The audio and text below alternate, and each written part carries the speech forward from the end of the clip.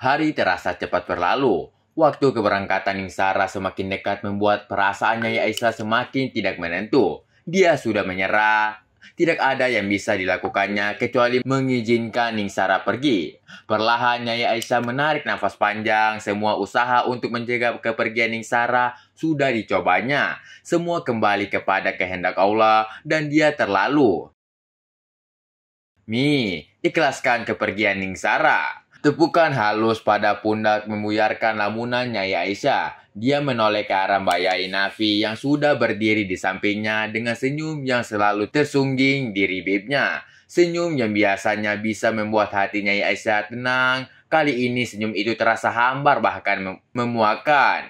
Tanpa bicara, Nyai Aisyah berjalan meninggalkan Mbak Yai Nafi yang menatapnya heran. Belum pernah Nyai Aisyah berlaku seperti itu. Semarah-marahnya Nyai Aisyah, dia akan tetap menjawab pertanyaannya walau dengan nada ketus. Nyai, ada apa? Mbak Yai Nafi mengejar Nyai Aisyah. Persoalan sekecil apapun akan membesar kalau tidak segera diselesaikan. Diraihnya tangan Nyai Aisyah dengan penuh kasih, membuat langkah Nyai Aisyah terhenti. Abah tahu kesalahan Abah di mana? Tanya Nyai Aisyah menepis tangan Mbah Yai Nafi. Dari pergelangan tangannya, kemarahannya muncul tiba-tiba dan semuanya tertumpah kepada Mbah Yai Nafi yang selama ini sangat dimuliakan olehnya. Nyai, kita harus selalu tawakal dengan semua kehendak Allah. Jawab Mbah Yai Nafi, dia berusaha. Di situ salahnya. Abah tidak pernah berusaha untuk mencegah Ning Sara pergi. Setelah itu baru Abah boleh berkata tawakal. Jawab Nyai Aisyah, mendebat Mbah Yai Nafi hal yang selama ini belum pernah dilakukannya. Nyai, apa Abah salah menganggap semua kejadian adalah keputusan terbaik yang digariskan oleh Allah? Jawab Mbah Yai, dia sudah menyerahkan hidup dan matinya pada Allah sehingga dia hampir lupa ada keluarga yang menjadi tanggung jawabnya. Tidak, yang salah Abah lupa bahwa ada anak dan istri yang masih menjadi tanggung jawab Abah. Memberikan mereka perhatian, bukan hanya asik sendiri. Jawab Nyai Aisyah, dia berjalan keluar meninggalkan Mbak Yai Nafi yang hanya menatap punggung Nyai Aisyah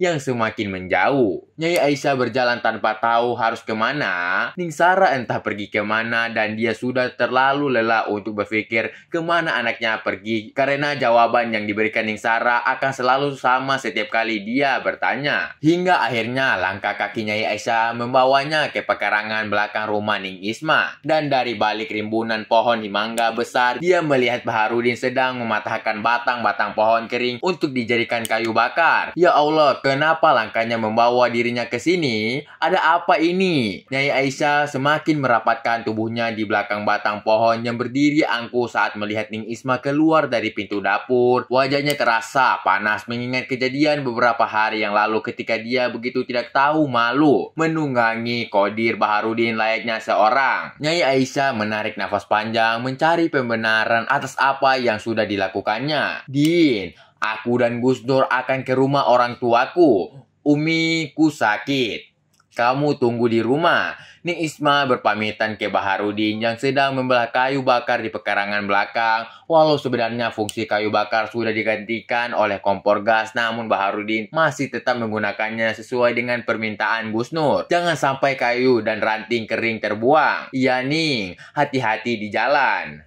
Jawab Baharudin meletakkan golok yang sejak tadi digunakan untuk membelah kayu-kayu seukuran pergelangan tangan. Baharudin melap keringat membasah wajahnya. Baharudin menatap kepergian Ning Isma seperti ada sesuatu yang hilang saat wanita itu hilang ke dalam dapur. Baharudin meninggalkan pekerjaannya. Dia ingin melepas kepergian Ning Isma dengan Gus Nur di pekarangan depan. Dia tidak menyadari kehadiran Nyai Aisyah yang bersembunyi di balik yang hanya berjarak 2 meter dari tempatnya. Din, jaga rumah ya. Gus Nur yang sejak tadi sudah memanaskan motor menyambut kedatangannya dengan senyum yang terasa dibuat-buat. Begitu kaku, tidak seperti biasanya. Enggak, Pak Yai. Jawab Baharudin merasa jengah memaki perbuatan bodohnya.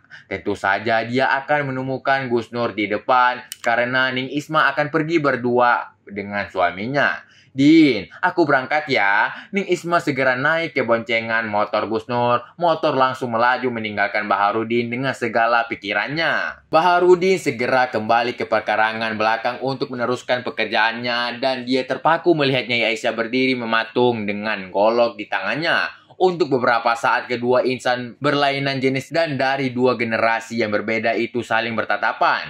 Hingga akhirnya Nyai Aisyah membuang muka dengan perasaan jengah. Tidak seharusnya dia berada di tempat ini. Nyai, Assalamualaikum. Baharudin mengucapkan salam setelah berhasil mengendalikan dirinya. Namun tak urung jantungnya berdegup kencang mendapati Nyai Aisyah. Waalaikumsalam. Nyai Aisyah menggigit ribi berusaha menenangkan sekese yang tiba-tiba kembali menjalari seluruh pembuluh darahnya dan merampas akal sehat yang selama ini selalu dijaga sebaik mungkin. Oke guys, terima kasih telah tonton channel kami dan jangan lupa like dan subscribe channel kami agar kamu tidak ketinggalan novel-novel berikutnya. Bagi yang mau mencari informasi lebih lanjut bisa langsung join grup Telegram kami ya. Terima kasih.